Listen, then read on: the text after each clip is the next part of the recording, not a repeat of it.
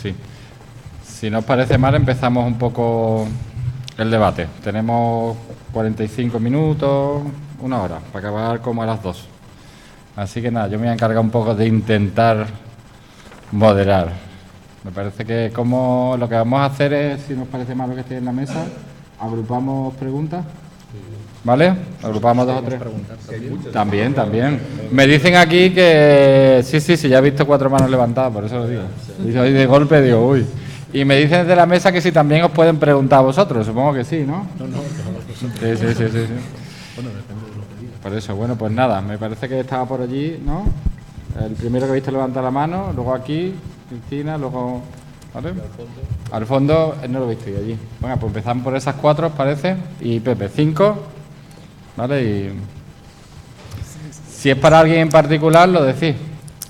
Bueno, mi nombre es Cristina Medina, soy también personal de la Casa, del Centro de Estudios Andaluces.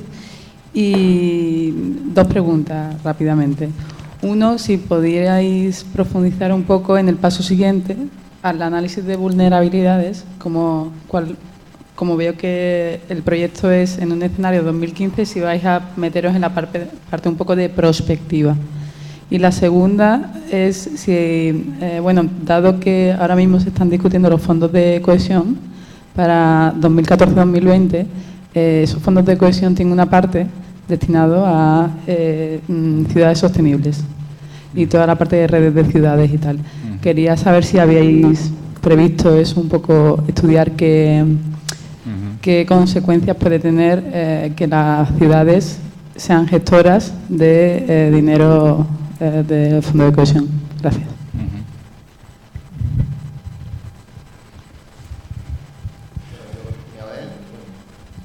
Bueno,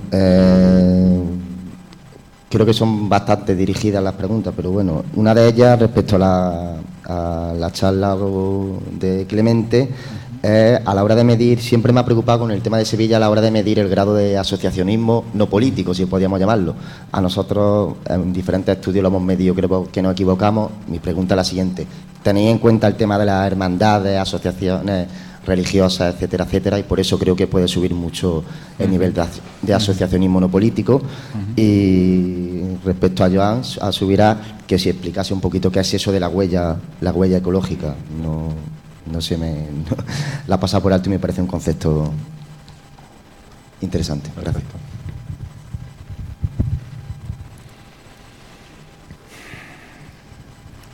Ahora llega. Sí, yo quería hacerle una pregunta a Clemente, retomando un poco lo que decía Joan en el tema de la complejidad. A mí me ha gustado mucho la presentación que has hecho, pero bueno, yo como ahora se ha puesto una normativa de sostenibilidad económica del mantenimiento de la urbanización, y entonces está obligando a hacer estudios de mantenimiento, y estamos haciendo un trabajo, y una de las cosas que nos dimos cuenta es que hay, lo que me chocó de lo que tú has presentado es que nunca hablas de los ingresos que tiene el ayuntamiento por sus equipamientos en esa gráfica, y si tenías idea de si era importante o no, porque cuando has hablado del caso de las ciudades vascas y algunas catalanes, Canarias, nosotros hicimos un estudio, una comparación de 10 ciudades, y hablaba de servicios que se llaman de la propiedad, es decir, los servicios urbanos, y los servicios de la población, es decir, los equipamientos.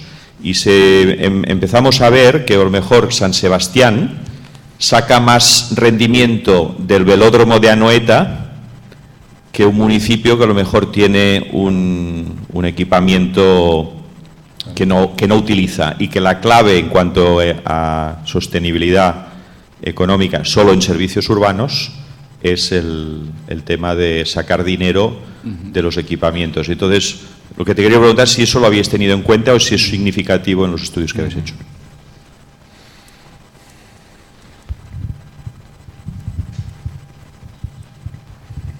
Hola, buenos días. Mi nombre es Jesús López, soy doctorando por la Universidad Pablo de Olavide y quería dirigir un poco mi pregunta a Joan. Respecto a su exposición, disculpadme si se ha dicho en la primera presentación del estudio, si hay algún posicionamiento o pretensión o estrategia en el estudio de valorar cómo se acercan estas ciudades a estos nuevos enfoques de ciudades o barrios en transición respecto a los indicadores que se han seleccionado para diagnosticar, y si hay una pretensión por parte del diagnóstico de establecer estrategias para tal acercamiento.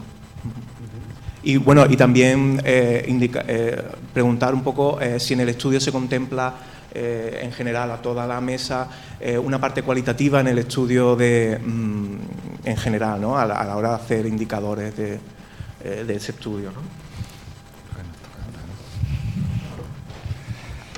Ya te toca.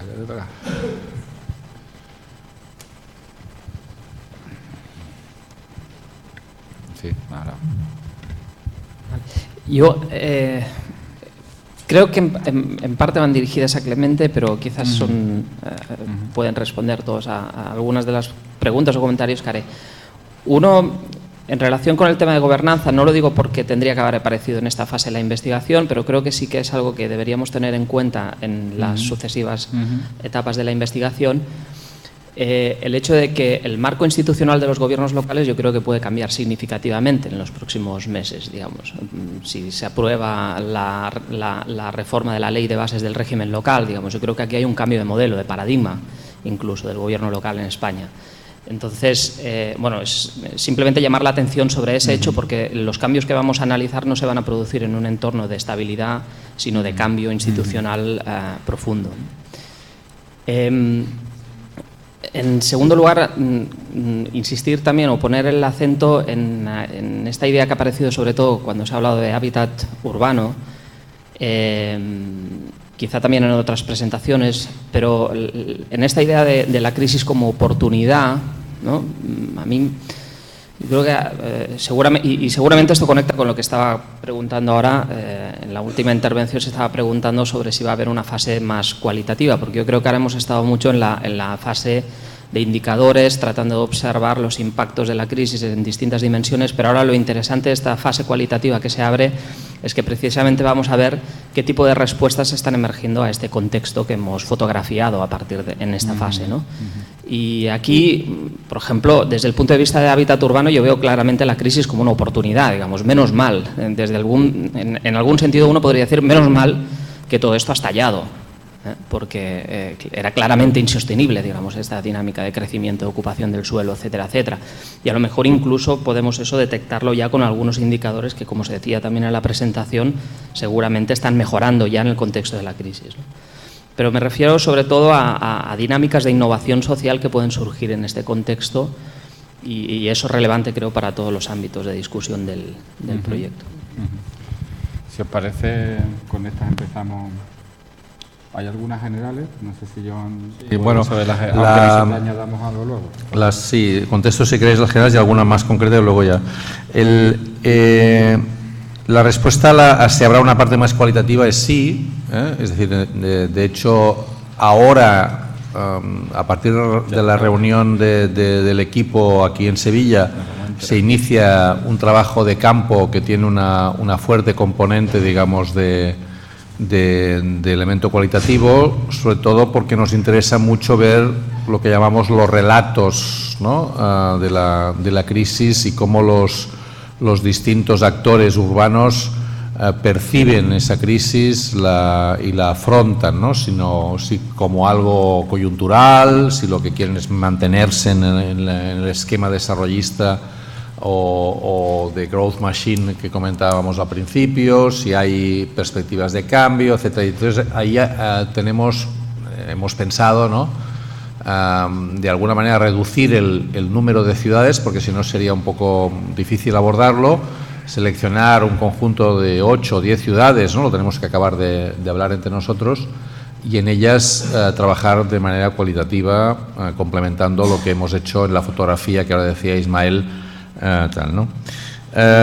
También sobre el tema de la prospectiva que se preguntaba en la primera pregunta, la voluntad del estudio es de es de dar pistas, ¿no?, sobre elementos que desde nuestro punto de vista sugieran, digamos, formas distintas de plantearse las salidas o las adaptaciones a este cambio de época, incorporando, digamos, aquellos valores que nos parecen significativos, ¿no?, y que conviene, digamos, mantener, y qué respuestas y casos nos gustaría, dentro de la dificultad, ¿no?, es seleccionar también ejemplos en distintas ciudades que apuntan, ¿no?, a miradas distintas, y eso nos exige una labor para analizar y ponernos de acuerdo sobre la significatividad, ¿no?, y qué quiere decir, etcétera, etcétera, ¿no?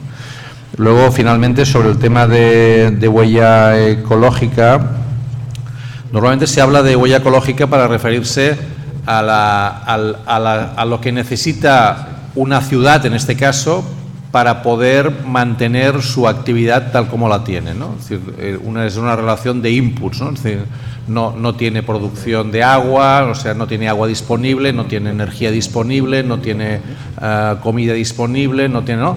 Por lo tanto, de alguna manera se mide, ¿no? La huella ecológica lo que mide es el nivel de dependencia de esa unidad, de esa ciudad, en relación a los recursos que necesita para poder mantenerse como tal, ¿no? Y evidentemente luego tiene una parte también importante, que es la producción de residuos, ¿no? Es decir, los residuos que genera se los queda, los recicla internamente o los vuelve a necesitar del exterior de la ciudad para poder, ¿no? Y entonces, por lo tanto, a mayor huella ecológica, mayor insostenibilidad de la ciudad desde este punto de vista. Y lo que plantean precisamente las Transition Towns y otros elementos, otros ejemplos de este tipo, es cómo reducir esa dependencia, y nos gustaría incorporar en las prácticas significativas a analizar y en los casos ejemplos de este tipo. Por ejemplo, un elemento que nos parece importante, y acabo, es hasta qué punto, por ejemplo, los factores productivos que han ido saliendo de la ciudad, ¿no?, en industria, en agricultura, en muchos ámbitos, no deberían tratarse de mantener, y hasta qué punto las ciudades que han mantenido una cierta, digamos, intensidad en el sector primario, en el sector secundario, etcétera, etcétera, no son ciudades que son ahora, utilizando este concepto polémico, más resilientes que otras que no lo han sido, ¿no? Estas serían algunas ideas de respuesta a lo que se ha comentado. Fernando.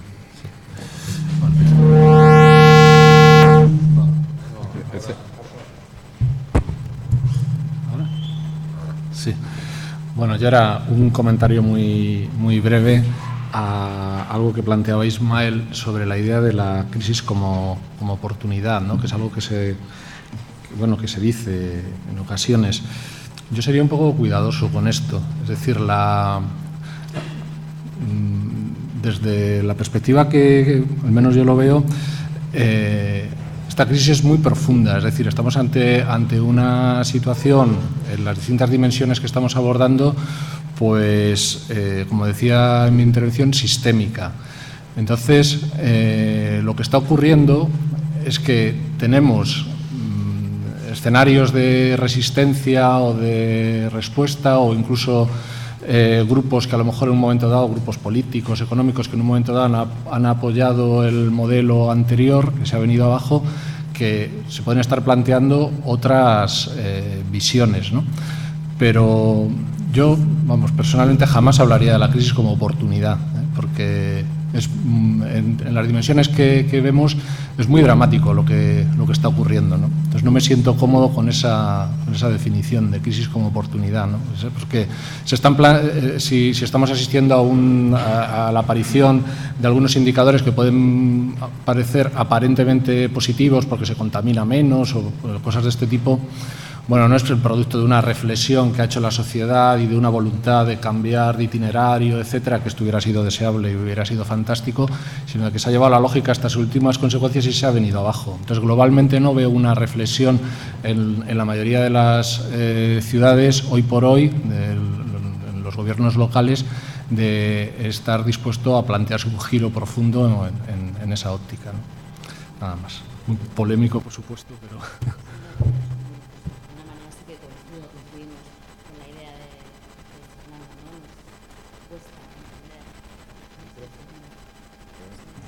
Sí.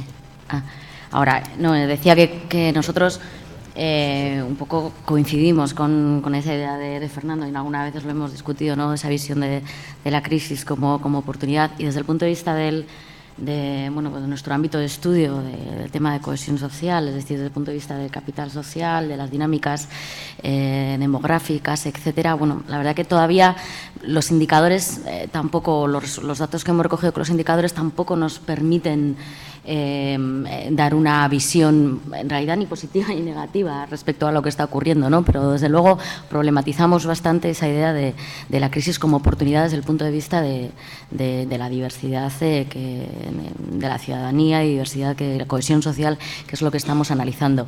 Y lo cualitativo que se ha apuntado, creemos que ahí vamos a encontrar las claves de muchas de estas cosas, ¿no? Entonces, bueno, pues tenemos pues en perspectiva un trabajo bastante interesante en donde creemos que podamos encontrar respuestas a muchos de estos interrogantes. En ese sentido, en nuestro ámbito de estudio en concreto, lo cualitativo se revela como una parte fundamental del trabajo.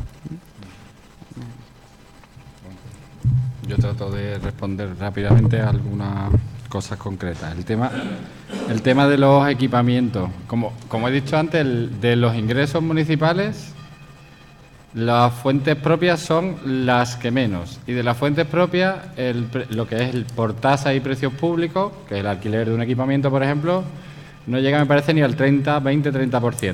Entonces, sí lo hemos considerado. Lo que pasa es que eso no fluctúa tanto como el otro ingreso, que es más importante, que es el ligado a la actividad inmobiliaria.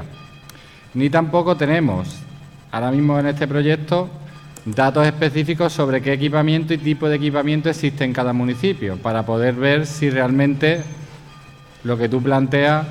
Lo que sí, por ejemplo, sabemos es que el otro tipo de gasto, porque lo que yo he puesto ahí es principalmente ingresos, que es el gasto en servicios urbanos, hay estudios que demuestran que cuanto mayor el sprawl, ¿no?, que es a lo que se refería a hábitat urbano, que lo que nos falta a nosotros ponernos un poco a cruzar datos y evidencia de diferentes áreas, el gasto en servicios básicos urbanos sube entre 2,5 y 3 puntos. El servicio urbano básico es recogida de limpieza, que llegue el autobús. Es decir, que las ciudades que han crecido, lo que se llama la ciudad difusa, eso tiene un efecto desde el área de hábitat urbano sobre la capacidad institucional de dar respuesta. En Sevilla, por ejemplo, tenemos ejemplos concretos del área metropolitana donde eso afecta de diferentes formas, porque además los ciudadanos que viven en municipios en sprawl, luego el consumo de los servicios básicos no lo hacen en el pueblo, lo hacen en el centro de la ciudad.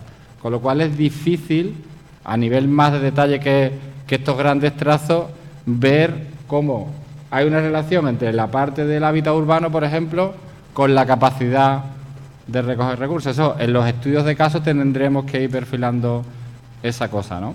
Y luego, respecto a la parte institucional y los cambios que va a haber, que yo creo que es una variable clave para entender todo esto, pero es la postura mía y del grupo de la Olavide, depende del modelo al que vayamos. A nivel internacional, y lo que se sabe sobre eso, hay 3 modelos que tienen 3 efectos totalmente diferentes. Una de las claves es el tipo de independencia fiscal que tienen los municipios.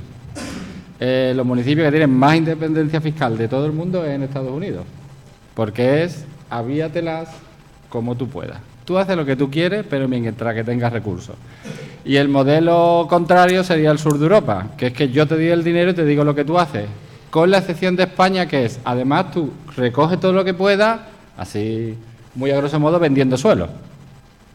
Entonces, y luego está el modelo del norte de Europa, que es, vamos a ver si no, lo digo así en términos coloquiales, ¿no? A ver si entre todos, el gobierno central y el gobierno local, nos coordinamos y nos entendemos para prestar servicios. Y como nos entendemos más o menos bien, la sanidad, la educación es competencia municipal. Los hospitales en Suecia los gestionan los municipios, no los gestionan ni las comunidades autónomas ni los gestiona el gobierno central. Entonces, en el modelo de arriba surgen modelos de gobernanza pluralistas, donde diferentes actores negocian y puede ser que sean más resilientes que en Estados Unidos, que el modelo de la growth machine, porque como tú necesitas ingresos propios para prestar servicios, pues no te queda más que atraer capital y empresas. ¿Eso qué hace? Que se desarrolle la growth machine, y en España el modelo es una growth machine muy particular, bueno, o quizás sea el modelo, es una cosa teórica, original de la growth machine de Molos, que es alrededor de los propietarios de suelo y quien negocia con el suelo. En Estados Unidos es más empresas, ¿no?, que sería más el modelo de Stone, y en España es un modelo muy específico. Entonces, en resumidas cuentas, ¿qué vamos? ¿A un modelo de cooperación intergubernamental? ¿A un modelo de autonomía fiscal estilo lo que nosotros llamamos economía política de mercado? ¿O seguimos una economía política regulada donde lo que hay que hacer es, los municipios, están los datos, ¿no?, y la actividad económica? Los municipios han hecho lo que podían hacer: vender suelo, negociar con el suelo, cobrar impuestos por el suelo. La reforma que se está haciendo ahora, en lo que se conoce, no da muchos detalles hacia qué modelo vamos. Solo dice que va a controlar más cómo se prestan los servicios municipales, pero en Suecia están totalmente controlados. Se acuerdan, se establecen estándares y se prestan. Eso no añade nada. No sé si he contestado a todas, creo que sí, ¿no? Comentarios sobre esto. Ahora, al menos, claro, es una reflexión desde... No tiene nada de científico, sino simplemente hablando con técnicos municipales, con concejales, con algún alcalde en Cataluña. Aquellos municipios que han tenido cierta prudencia a la hora de plantear grandes infraestructuras y no han gastado demasiado en el periodo anterior y han reducido lo que llamamos los impropios, ¿no? Es decir, actividades que no les tocaría hacer, digamos, desde el punto de vista de estructura de competencias, dicen que no están mal desde el punto de vista fiscal actualmente, porque la base fiscal que tienen, que es una base del IBI, es una base bastante más sólida que la base, digamos, fiscal basada en renta y en IVA. Por varias razones, porque la base de renta ya sabemos lo que ocurre, es decir, las mayores rentas, ¿no?, evasión, elusión, y cuanto se incrementas el IVA, lo que generas es salto hacia la informalidad, ¿no? Con lo cual, los que han, como muchos municipios en Cataluña, han ido a tope de IBI, están ahora teniendo como hasta ahora no se puede deslocalizar el edificio, ¿no?, hasta ahora no se ha conseguido, digamos, ¿no?, trasladar el edificio, pues entonces, ni el coche. Entonces, esto es una base, digamos, al final fiscalmente más sólida.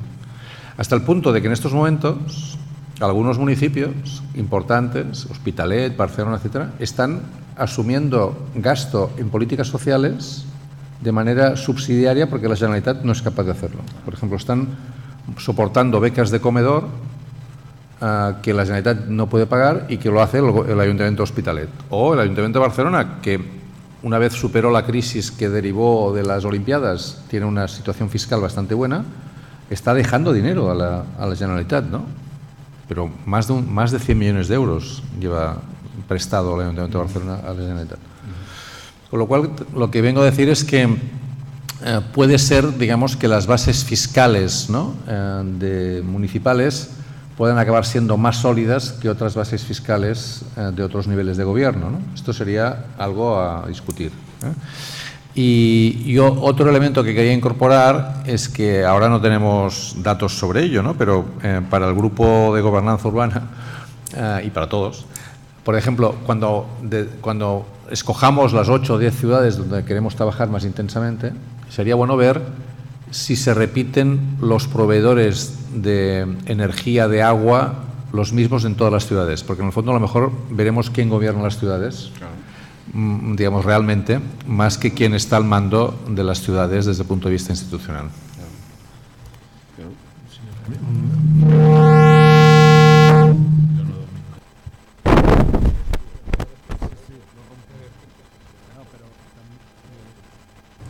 Ahora, que también, Joan, quién gobierna las ciudades, pero quién ha dado esas concesiones a las ciudades. Porque ahora, por ejemplo, en Zaragoza se está viendo un caso muy interesante. Se acaba la concesión de los autobuses urbanos de TUZSA, de Transportes Urbanos de Zaragoza, y resulta que los trabajadores, es una empresa bastante pirata y, en fin, no me voy a explayar demasiado en ella, pero resulta que los trabajadores han formado una cooperativa y quieren presentarse, y es el Ayuntamiento de Zaragoza, gobernado por una coalición supuestamente de partidos que serían sensibles a este tipo de cuestiones, el que ha dicho públicamente que de ninguna manera va a permitir que una cooperativa se pueda presentar a la concesión de autobuses públicos, cuando, bueno, por lo menos que los dejase presentarse, ¿no? A ver qué tal era la candidatura que presentaba. Es decir, que también esos oligopolios en los servicios se producen porque desde los gobiernos locales se están favoreciendo. Es decir, no es que gobiernen porque sí, gobiernan porque hay un entramado de relaciones también en ese plano, como vemos en sanidad y como vemos en otros ámbitos, muy potente, ¿no?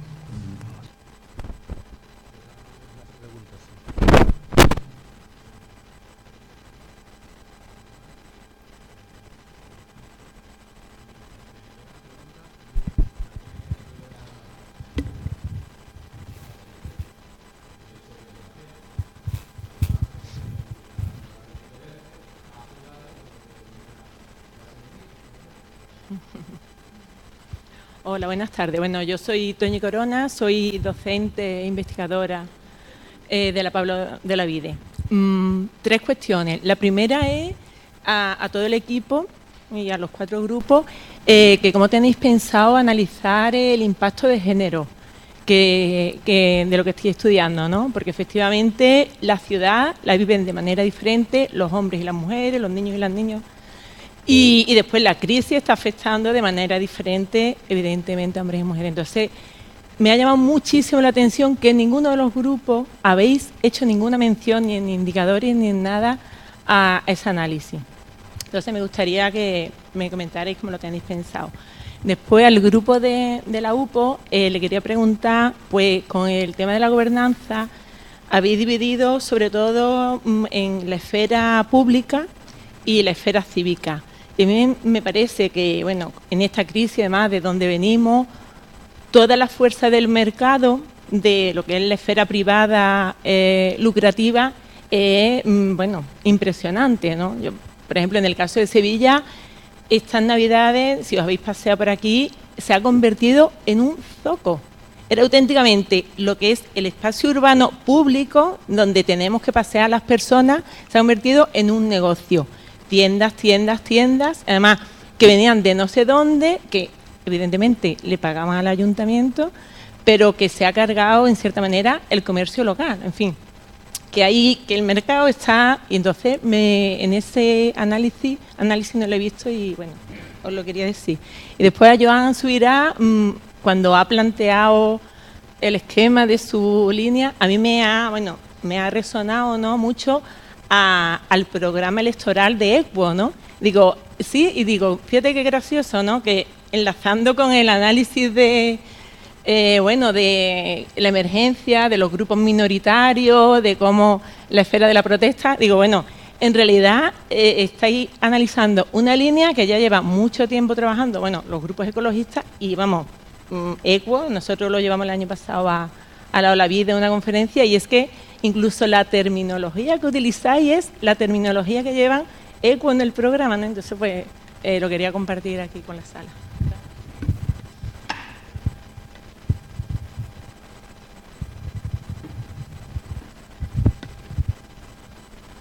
Bien, yo soy Pepe Hurtado, investigador del Centro de Estudios Andaluces, y como tengo alguna experiencia en la gestión municipal, comprendo las palabras primeras de Joan cuando decía que este es un problema complejo.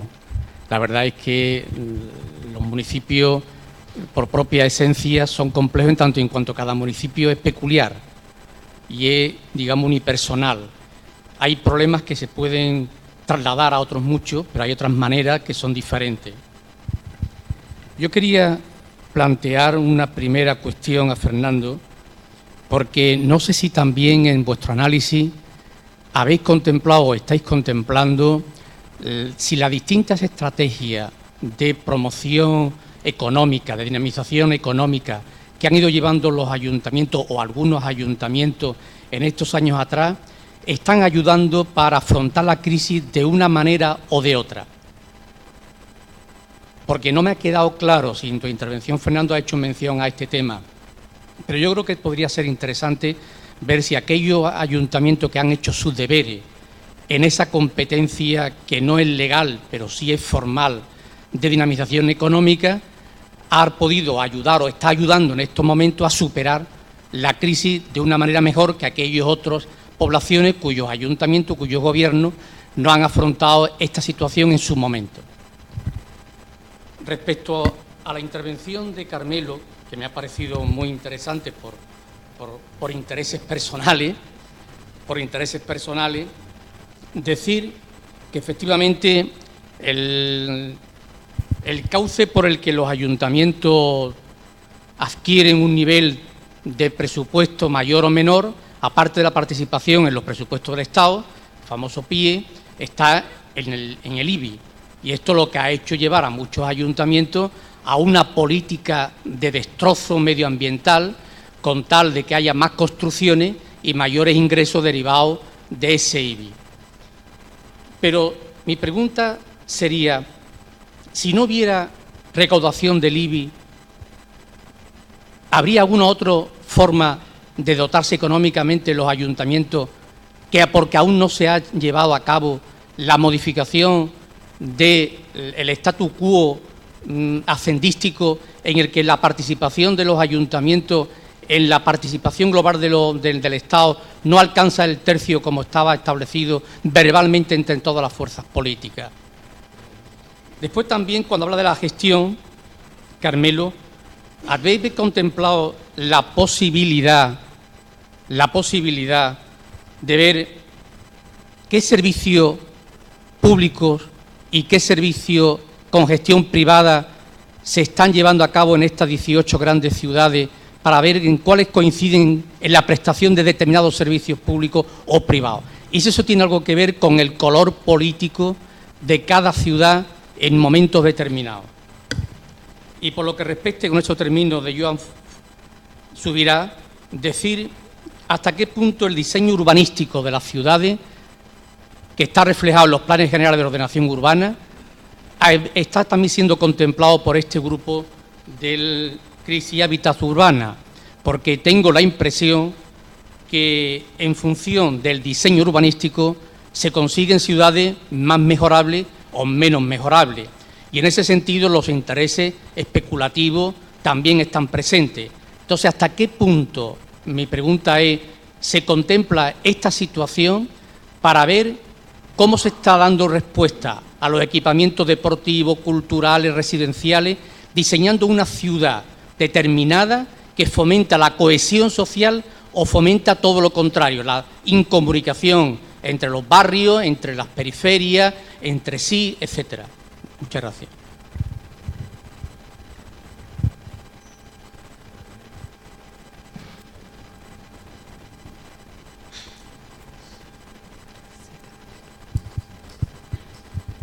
Bueno, yo simplemente, soy John de Paisaje Transversal. Una pregunta respecto al análisis, ¿no? Ha comentado antes Patricia de lo importante de lo cualitativo dentro de todo este, con lo cual coincido plenamente. Y bueno, pues también, claro, lo cuantitativo es importante de cara a establecer como unas conclusiones lo más fidedignas posibles.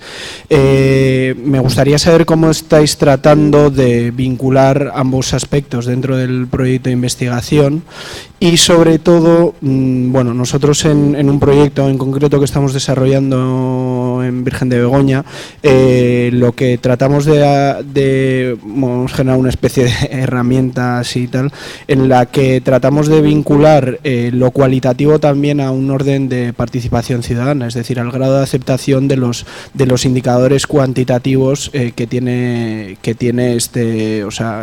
la ciudadanía, ¿no? En el sentido de que si, por ejemplo, atendemos a los indicadores cuantitativos que se vienen utilizando desde hace mucho tiempo en diversos trabajos, proyectos europeos, el trabajo de Salva Rueda, etcétera, pues muchas veces, si bien esos son indicadores objetivos que plantean como situaciones ideales, de ciudades ideales o de configuraciones urbanas ideales, luego a la hora de confrontarlo con la aceptación ciudadana, pues muchas veces generan tensiones, ¿no?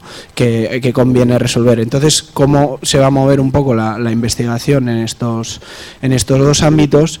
Y finalmente, no sé si una propuesta o una idea que podría ser interesante de cara al proyecto de investigación es cómo se podría dirigir, o si se pudiese dirigir este proyecto de investigación a generar una especie o si lo tenéis contemplado, quiero decir, a generar una especie de indicadores o de ideas que luego de cara a los gobiernos locales les puedan servir para testear o evaluar objetivamente las propuestas que se hagan a través de concursos, propuestas de proyectos, etcétera, no decir, oye, pues hay un concurso público sobre la remodelación de un barrio o de una plaza, ¿no? Entonces, pues se les aporta una serie de indicadores y ver si cumplen, quién mejor cumple para tratar de objetivar el tema de los concursos públicos urbanos, que como todos sabemos funciona como funciona, ¿no? Entonces, bueno, pues un poco esas dos preguntas.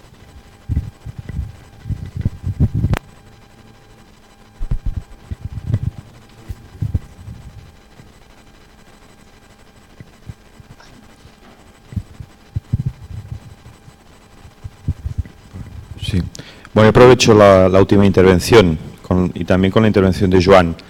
Yo quiero hacer atención a una cosa, que cuando hablamos de indicadores no es lo mismo hablar de grandes ciudades que de ciudades pequeñas.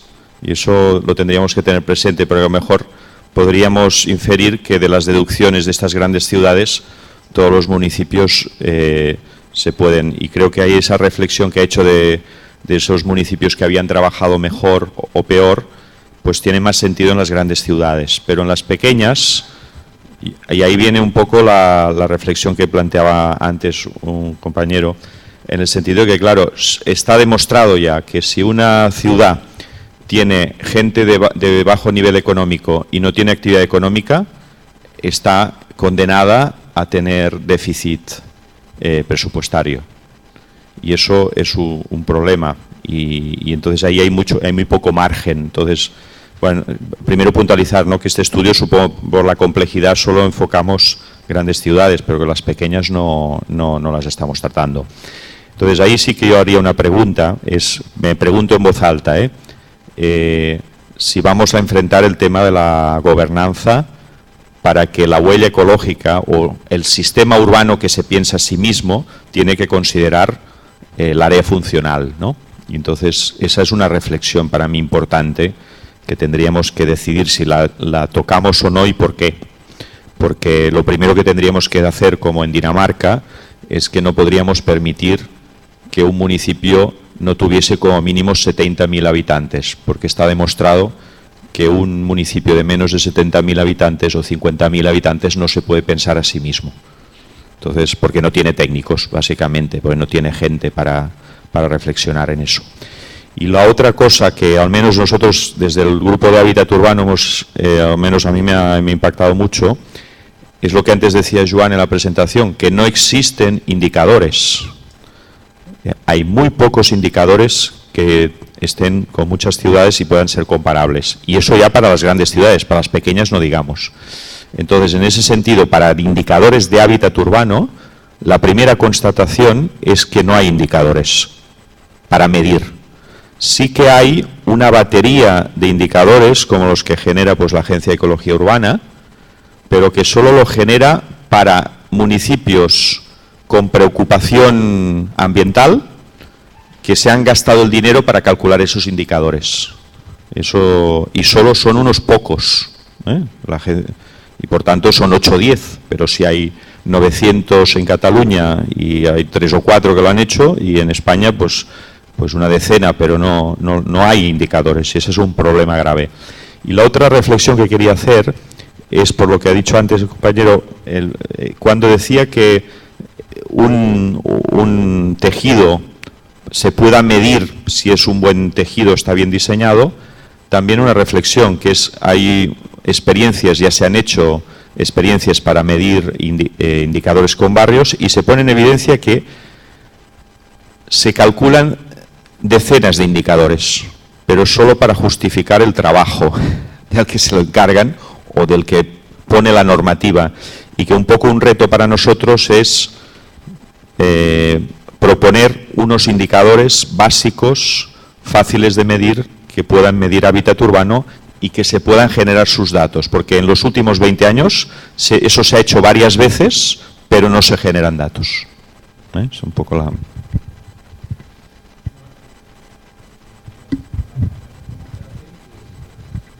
Bien, hay algunas preguntas más generales, otras más concretas.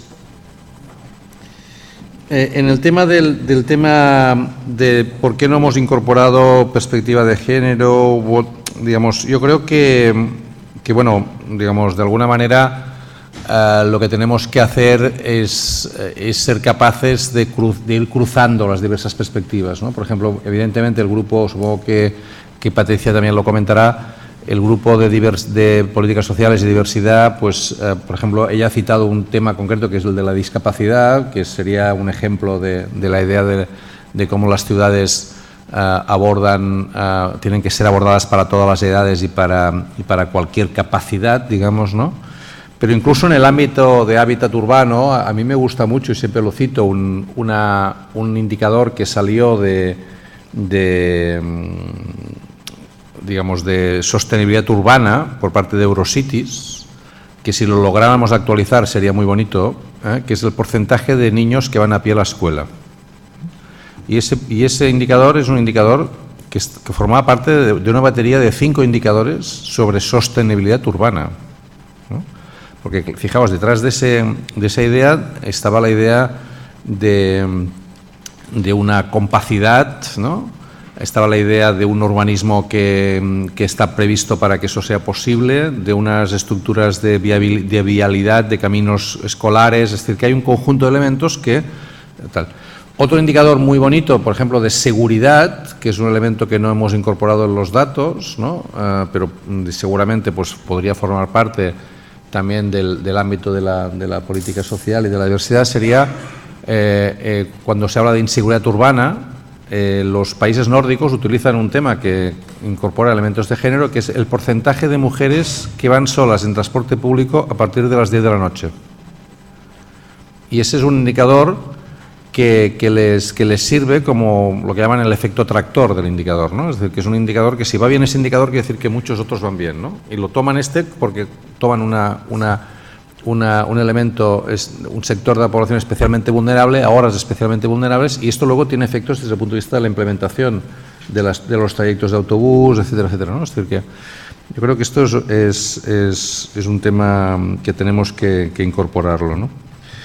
Sobre el tema de EQUO, bueno, yo creo que también EQUO lo que ha hecho es tomar un debate, digamos, que va más allá. O sea, no es que EQUO tenga el copyright, digamos, del tema, ¿no?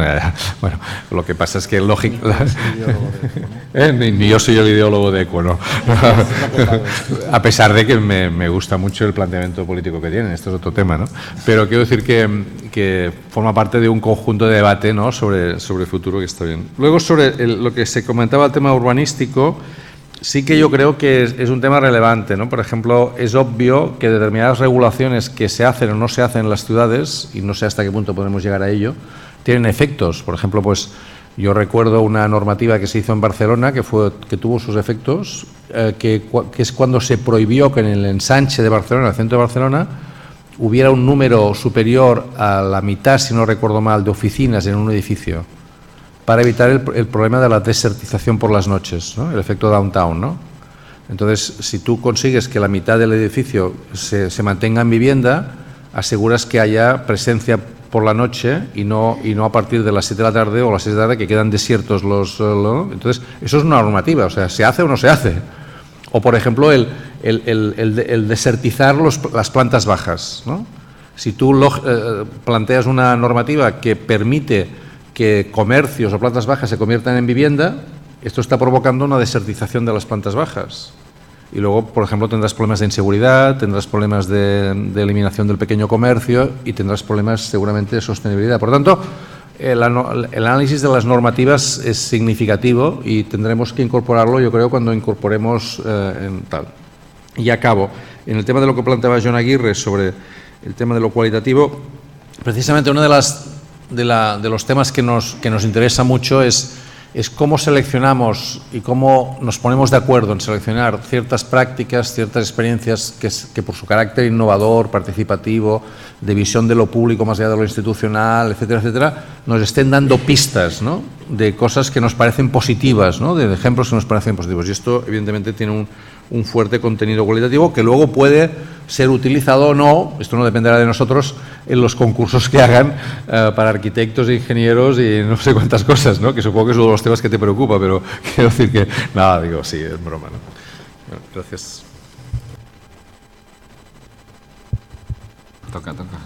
Vale. Sin miedo. Bueno, básicamente yo quería comentar dos cuestiones, una por alusión directa y otra que creo que es importante tratar, ya menciona algo Joan, que es la cuestión del impacto de género, ¿no? Bueno, este es un buen ejemplo de lo que yo antes rápidamente intentaba explicar, ¿no? Que es las limitaciones de los indicadores estadísticos de este tipo.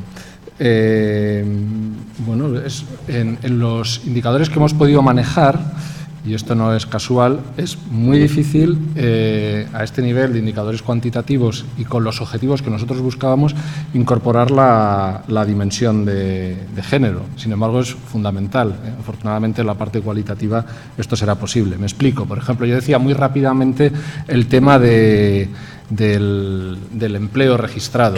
El empleo registrado nos lo dan por ciudades y bueno, a alguien a partir de esos datos pues calcula la tasa de paro, que sería tasa de paro registrado, que es sistemáticamente da un registro menor que la EPA, pero bueno, a partir de la población potencialmente activa, ¿no? Coge toda la población potencialmente activa y la mete ahí.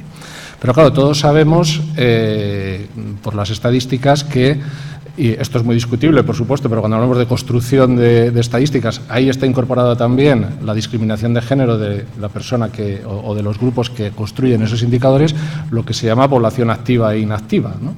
Entonces, si no introducimos esa distinción entre la población activa e inactiva a la hora de calcular esas tasas, estaríamos llegando a unas cifras fantasiosas, ¿no?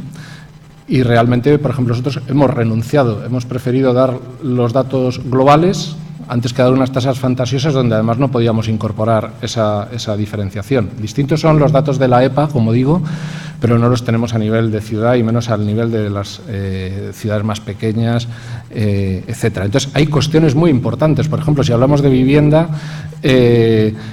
¿quiénes son los desahuciados y las desahuciadas? ¿Cómo les afecta? ¿De qué manera? En temas de movilidad, la movilidad es totalmente diferenciada. Joan comentaba antes algo, pero si, por ejemplo, vamos a analizar quién usa el transporte público, sistemáticamente lo usan más las mujeres que los hombres. Bueno, todo eso es muy difícil y digo, no es casual, no es neutral, es que hay detrás toda una construcción, si queremos llamar así, patriarcal también de los indicadores, ¿no? No es casual.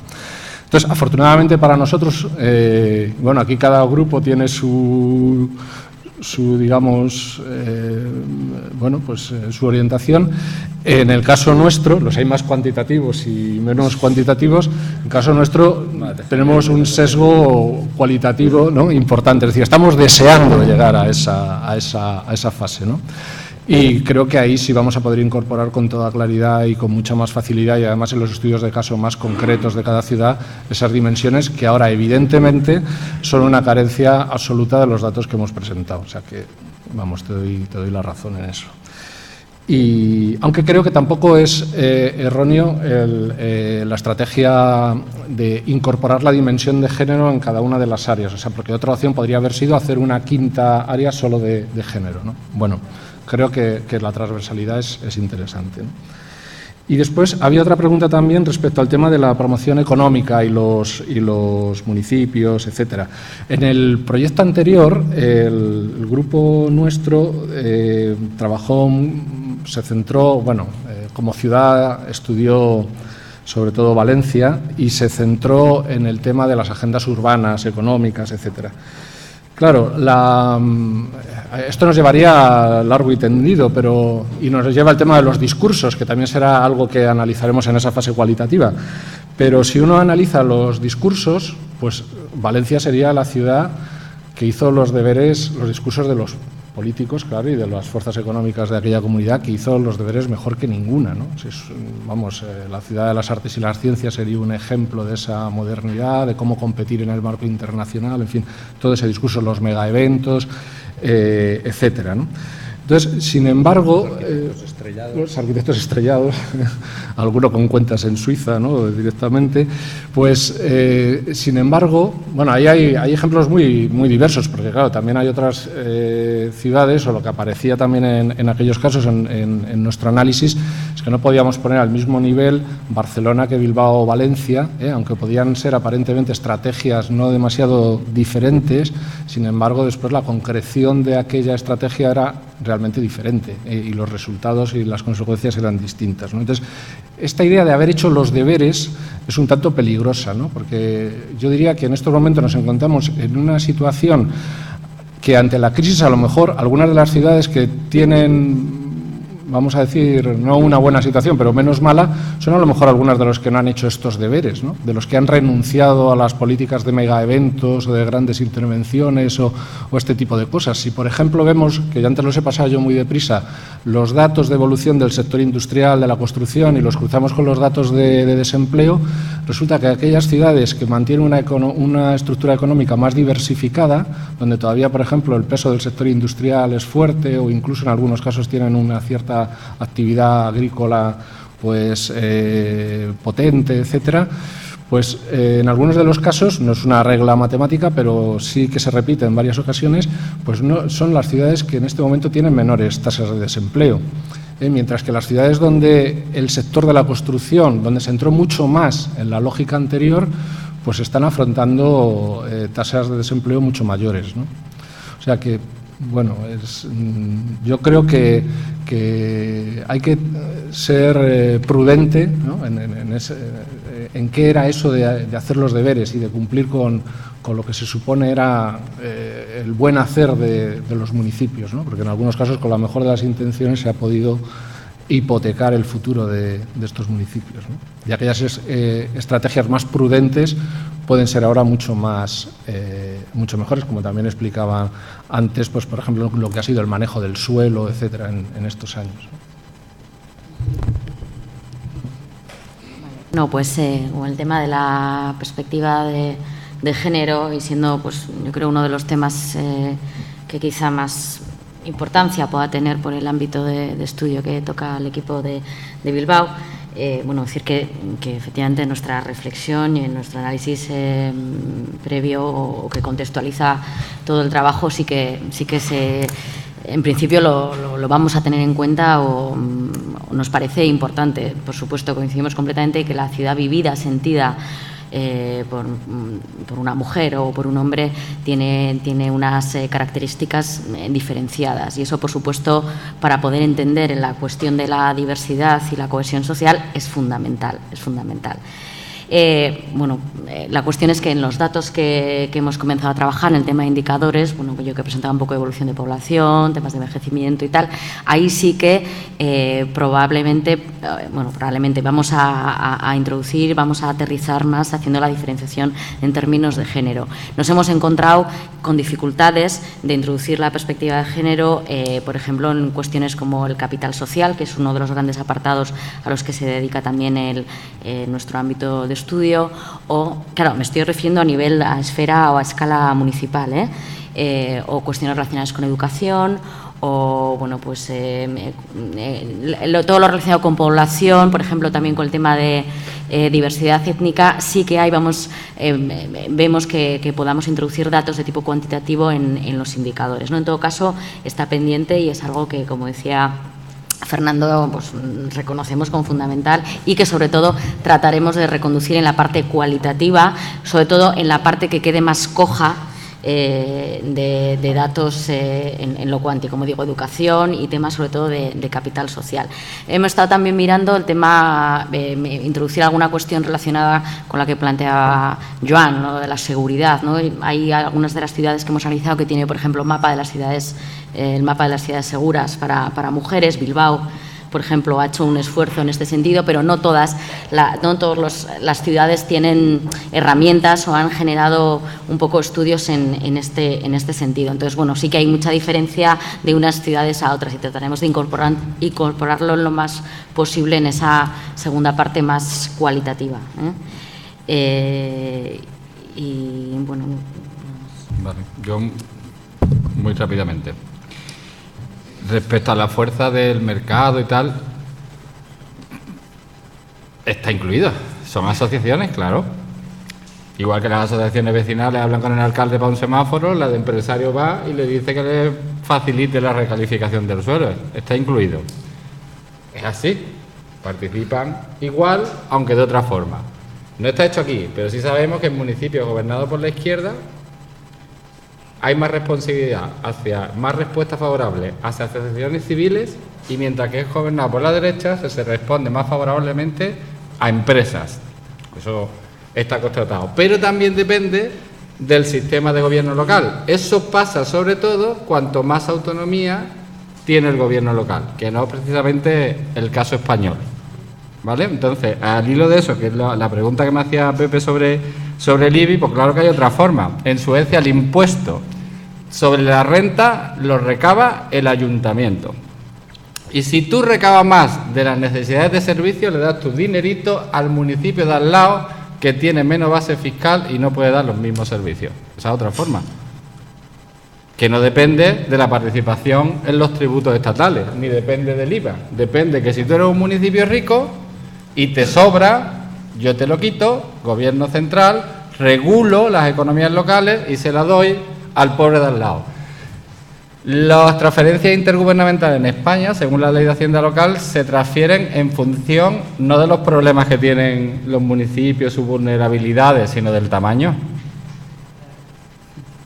Es por el tamaño. Entonces, a igualdad de tamaño, recibe el mismo dinero con independencia de los problemas que tenga. ¿Esto a qué me lleva? Y con esto termino rápidamente, que tiene que ver con el tema de los indicadores y todo esto de cualitativo, cuantitativo. A mí me da igual cuantitativo, cuantitativo mientras que sirva. Lo que sí tengo un lema: los datos no se tiran, se estrujan. Se estrujan y se estrujan. En el censo de población tienes el commuting y puedes pedirlo por género. Y puedes tener cuántas mujeres van a pie a trabajar según municipio. En el registro municipal de asociaciones, que lo tenemos, existe cuántas asociaciones feministas hay por municipio y cómo han evolucionado en el tiempo. Las registradas. Claro, pero esa es una limitación intrínseca del indicador. Claro, si yo hago, y no quiero alargarme porque no es una clase de metodología. Claro, si tú haces cualitativo, la información que tenga va a depender también de a quién le pregunte. Pero eso es una limitación intrínseca de cada forma de acercarte a la realidad.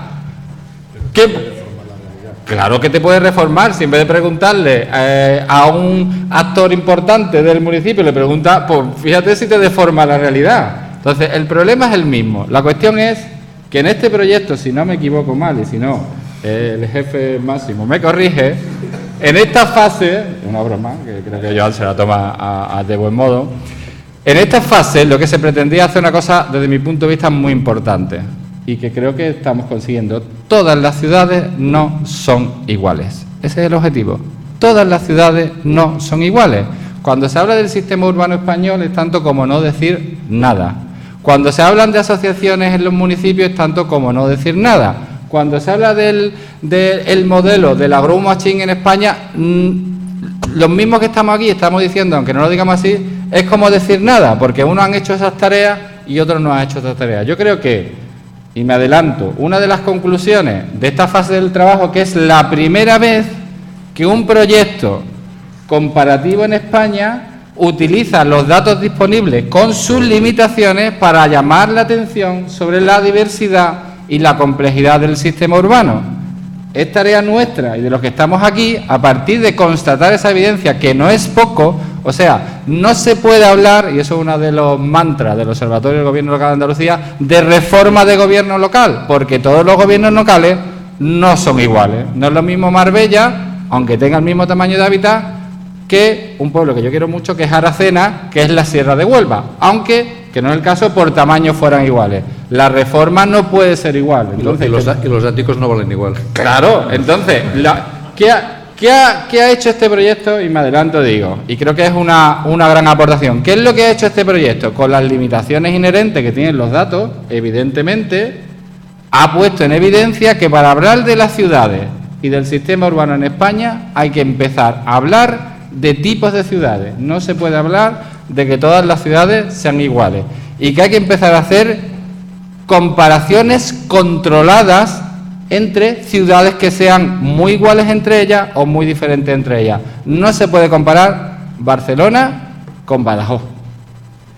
Claro, eso es lo que creo yo que estamos transmitiendo. Y los indicadores que hemos utilizado, aunque no tengan la perspectiva de género, que quizás no sea pertinente analíticamente para esto, quizás para otras cosas, creo que muestran con suficientemente claridad que efectivamente la realidad urbana es compleja, diferente, y que a la hora de reflexionar sobre ella hay que hacerlo con cierta precaución y teniendo en cuenta esa complejidad. Y ya no sé si me toca quedarme.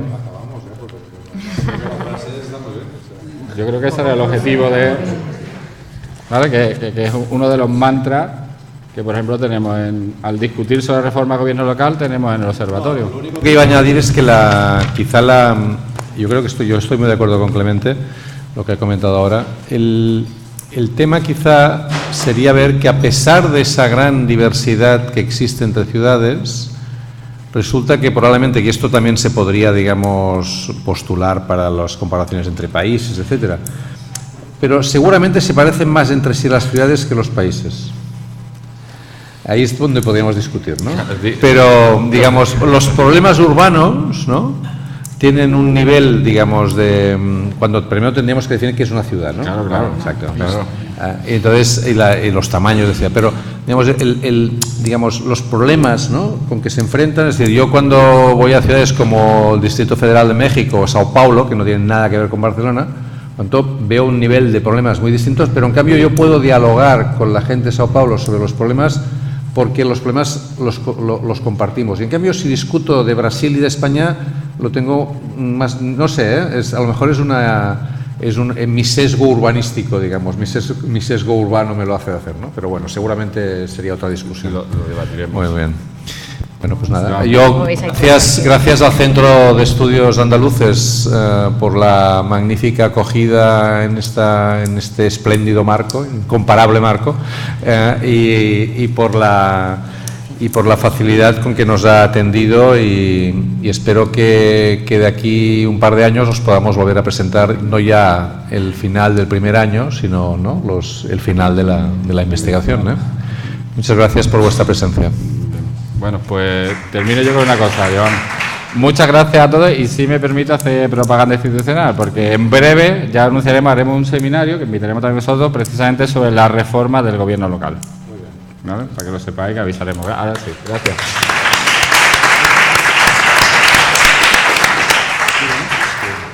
Lo que nos queda de discutir cuanticuali, lo que nos queda de